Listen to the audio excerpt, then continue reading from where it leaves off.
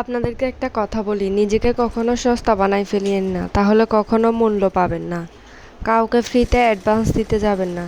Advice দিতে গেলে সেখানেই দেখবেন মনে করবে তার কোনো কাজ নেই, তাই অ্যাডভাইস দিতে এসেছে। অকারণে কারো কাছে যাবেন না, নিজের কষ্ট কাউকে কখনো শেয়ার করবেন না।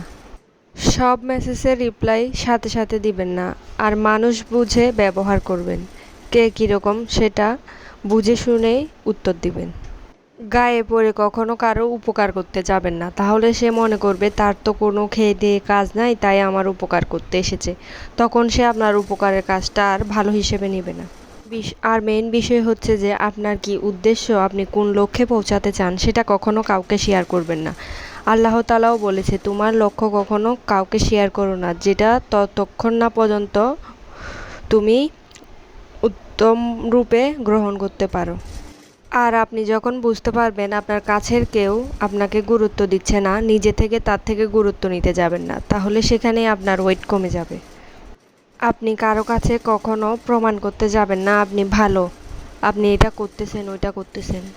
যখনই প্রমাণ করতে যাবেন তখনই তারা বুঝে ফেলবে। শেষ কথা, আপনি আপনাকেই গুরুত্ব দেন।